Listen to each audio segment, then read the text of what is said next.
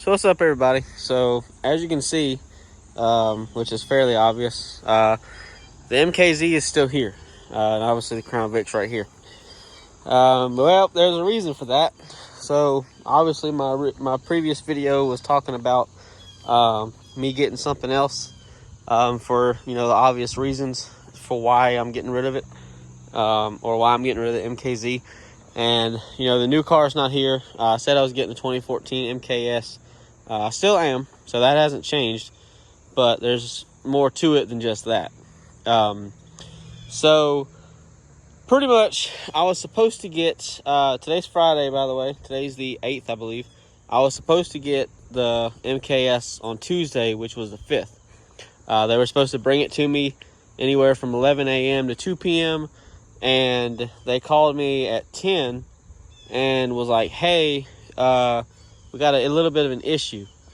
So they called and said, we're going to have to delay giving you the vehicle. And I was like, okay, why? And they said, well, because apparently there was upon doing the final inspection before they bring you the vehicle to make sure that everything was checked over, everything's good to go and all that stuff. They checked the windshield, and I guess wherever, the driver's sight is, on the driver's side of the windshield, it had a chip or a crack or something like that. And they said, legally, we can't really sell you the car until that gets fixed. So they asked me if if I wanted to continue. I said, how long would it take to get the windshield? Or how long would it take to get it replaced and all that?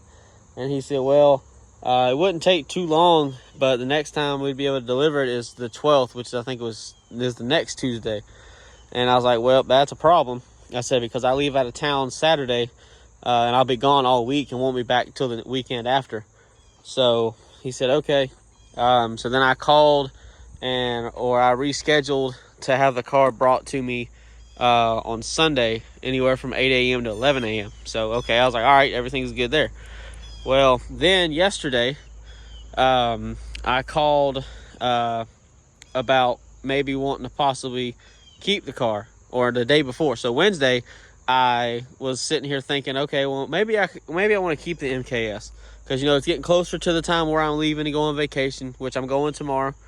And I got the car here. I might as well drive it, but I don't want to, because the tires are no good on it, and I don't want to have a blowout and all that. And I've only got one spare, so I kind of have to be careful. So I was like, no, I don't really want to do that. And then just going over, looking on the list of stuff that could be covered and it can't be. Consumables are not something that a lot of companies cover. The company that Carvana uses they don't cover anything consumable, which is tires, brakes, any kind of a fluid, stuff like that. They don't cover that stuff as a warranty, which in this case, they may have tried, or they may be able to, say, all right, well, they gave you the car with shitty tires on it, so that's on them. But I don't want to have that arguing with back and forth, because not only would I not be able to drive the car, I would then have to leave it at a shop. The shop would have to do their diagnosis of the camera and the capacitive touch on the radio. On the fan speed, for the fan speed. They have to look at the wheels, look at the tires. The wheels, I have a feeling they just say, well, they're not structurally going to fail or fall off the car or whatever, so there's not a reason to really replace them. Yeah, they look like shit, but stuff like that. And then the tires, that's another thing. So I didn't want to go through all that hassle, but I made the mistake of calling and telling them I wanted to do that. So I had the contracts for everything signed for the MKS on Tuesday, actually a couple days before that. But when I called Wednesday to tell them I wanted to keep this, or I was thinking about it, all the contracts got taken out. Everything was gone. I technically didn't have a car from them or by them at that point, because there was technically no contracts for it. So then they put in a ticket for me to have this car back, and I had to start that process. Well, then I was like, well, no, because I don't really want to do that. And there's some issues along with that. So I called again and was like, no, I don't want to do that. And the woman that I talked to begin with, when I first got home on Wednesday morning about keeping this car, she doesn't listen very well, and she's not very good at understanding what I tell her. And she also didn't do what she was supposed to do, because she told me she was going to send me information about the third-party company that Carvana uses for their claims and stuff. And she never sent me any info. She never sent me anything. So, you know, that's that. And then, like I said, she didn't understand what I was trying to tell her. So, needless to say, we fast forward a couple of hours, and I talked to somebody else, and I spent an hour and a half to 2 hours on the phone with somebody trying to find, because the MKS was no longer on the website. So it wasn't really sold, but it was to me, but it wasn't put back on the website yet. So I had to find something else. Couldn't find anything that I could afford. Couldn't find anything that had free shipping. Because with Carvana, they have a shipping cost and a delivery cost. They're not the same thing. The delivery cost is the cost that it would take to get it to your house from their dealership, whatever you want to call it, in your city. Well, which for me is in Atlanta. So it costs X amount to get it shipped to you, and then delivered to you, and the shipment cost is something that I guess they have to find. The cost depends on how far away the vehicle is from your hub or whatever they call it. And some cars it's $190, some cars it's $300, some cars I saw was up almost $1,000. So and that's non-refundable. So you don't get money. If let's say that this car was in another state and it cost $575 to get it shipped from wherever it was to my place in Atlanta, that $575, if I were to cancel the car and say, never mind, I changed my mind, I want to go somewhere else, I don't get that money back. They keep it, and you know, all that stuff. So that's something you really need to think about. I haven't done that, but it is something that I did not want to do. I didn't want to come out of pocket for anything. So fast forward a little bit more, couldn't find a car, couldn't find anything. So then she was setting me up with somebody, and we got disconnected. So then I was able to talk to somebody that is a part of the that does the swaps and trades and stuff like that. And he was really nice. He was really easy to talk to. He made it so much easier to deal with. So he pretty much told me that he would put in what's called a merchandising ticket, and that would put the MKS back on the website, but it would be strictly for me. It would be locked for me for 24 hours, so that way nobody else could buy it, nobody else could do anything with it. All I had to do is re-put in all my information, and then I'd have to call the next day and start the swapping process again, and then I'd have the MKS back. So there you go. So I am getting the MKS, but now there's more to that story. So I originally was going to make these videos like 1 or 2 videos separate, but I'm going to put them all in one. So if this video is long, I apologize. But it is to show the experiences I'm having with this company. And it's really, I really don't know what to say, to be honest. But there are people that make things right. There are people that don't know what they're doing, and you'll hear about that in just a second. So the next day, which is yesterday, which is Thursday, I call in the morning as early as I can. They're 3 hours behind me. They're in Arizona. So it's 8 o'clock here. It's 5 o'clock there. So I call like right as they open, and I talk to somebody, and I'm like, all right, this is what's going on. I have this car. I'm swapping for this car. You know, I need to get everything sorted. I want to have it delivered to me at my house, blah, blah, blah, etc., etc. This is the situation. I couldn't get this car Tuesday because it needed this, that, all that stuff. So we go back and forth. The only issue that I guess we came across was it was wanting me to give an odometer reading or a picture of the odometer for the Yukon, and I obviously can't do that because Carvana has the car. I mean, has the Yukon and the title. And another thing is, I don't know how most dealerships do it, but Carvana will not give you your trade back if you decide to cancel completely. So all they would have done was just sent me a check for what they would give me as far as cash price for it or trade-in value. So they would not have been able to give me the Yukon back if I changed my mind and just said, fuck it, I'm going somewhere else. So that's something you also need to think about. I don't know of a lot of dealerships that will do that, but, you know, I don't know. So, you know, but she was able to override it because she was like, you know, it happens a lot.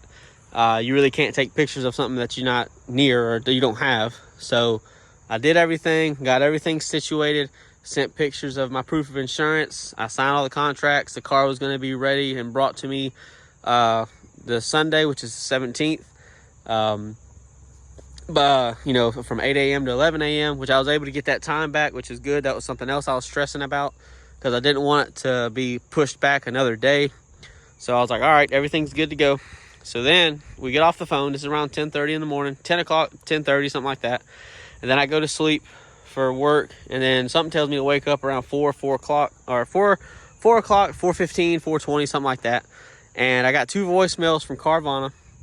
And one of them, the first one is like a 20 to 30 second voicemail from somebody saying, hey, this is so-and-so at Carvana, wanting to call and make sure you're still wanting to do the swap, which I don't know why they do that. That's the first time they've done that since I've been dealing with them these past couple weeks. So that kind of struck me as odd. But then the second voicemail was from an underwriter, which underwriters handle a lot of the documentation, a lot of the bank verification, payroll verification, all that stuff. And he left me a 1 and 45 second voicemail telling me that, and keep in mind, my contracts have already been signed, a date has been selected, a time has been selected for me to get the car and everything. So keep that in the back of your mind because it'll come back in a second. So he goes and says, you know, hey, this is so-and-so with Carvana. I'm with the verifications team, blah, blah, blah, etc., etc. There's a kitty cat. We need some things from you. So he said that he needs pictures of the front and back of the title for the Yukon. And he also needs an odometer picture for the Yukon. And then he also went to tell me that for the bank statements that I sent, it did not show that I get paid at all. They couldn't find my verification of employment or whatever they called it. And there was something else that I can't remember right off the top of my head.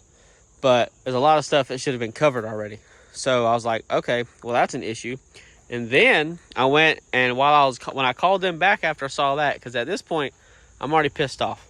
Because all of this time, when I got the Cruise and when I got the MKZ, the paperwork literally carried over from one vehicle to the next.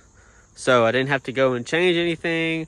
I didn't have to go and re-upload any documents. None of that. It was all uploaded, all done, ready to roll. That's it. Well, somebody went and started fucking around with shit.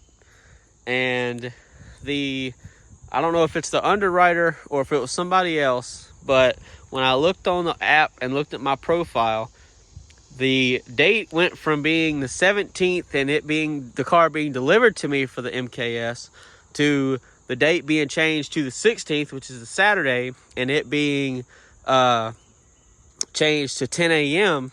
and me going and getting the vehicle. And that's not going to work because I'm not going to be here in time, I don't think, to be able to pick the car up. So that's a problem. So somebody was fucking with something they didn't need to be fucking with. So that's what pissed me off too. So then I had to call and I was getting ready to argue with somebody. And that's what really pissed me off.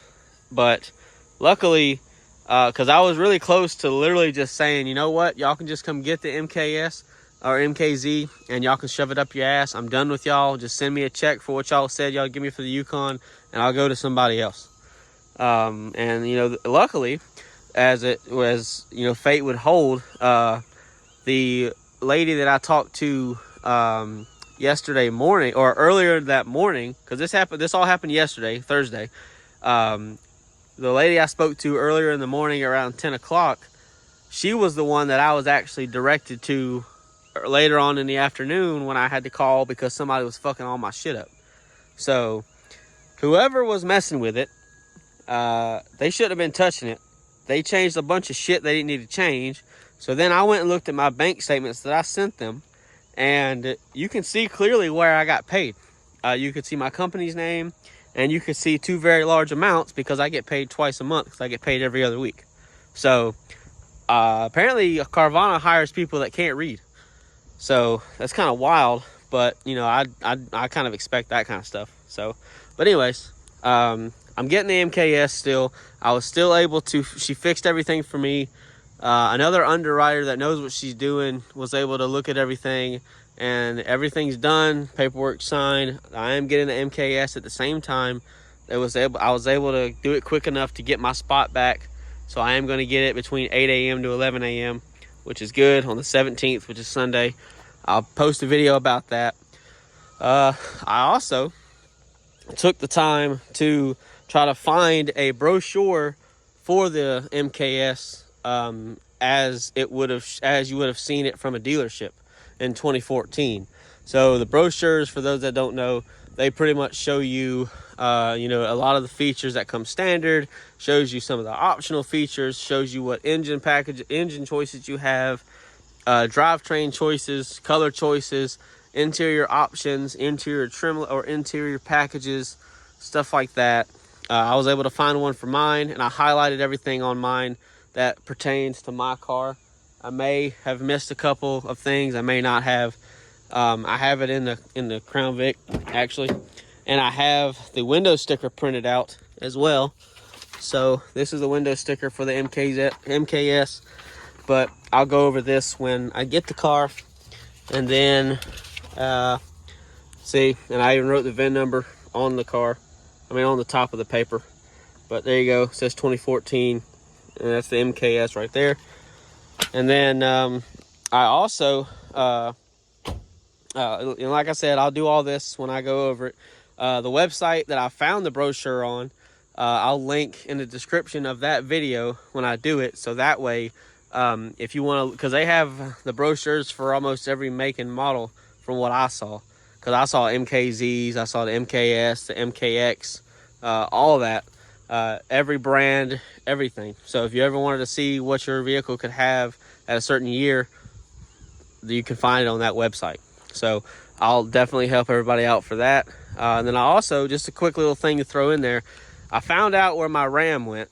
So I know before that I've said that I wanted to buy the Ram back if I ever found it. Well, it's still in Georgia. It's actually in one city over where I traded, where I sold the, where I traded the Tahoe in for this. That's who I sold the Ram to. And they financed it, which I'm surprised it got financed. It was financed by a finance company in California, and somebody has it, and they live out there in that town somewhere. So the Ram is a lot closer than I thought it was. So because I spent the $40 to buy a Carfax report for it, because I know that would tell me where the car is, where the truck is and all that, and who bought it and stuff like that, or what city it was registered in. And it is registered in the next city over, which is not too bad. I'm kind of excited about that, especially since that city or town is only 10 minutes down the road, 10 to 15 minutes. So I would really just have to try to track it down. So if I ever was out there and I see it, you know, I'd always ask, you know, would you want to be able to sell it? Would you want to sell it? You know, I'm the previous owner, you know, so I know everything about it. I've got videos of it, just like I did with the Tahoe. It has reached over 200,000 miles now, so it's starting to get back up there in mileage.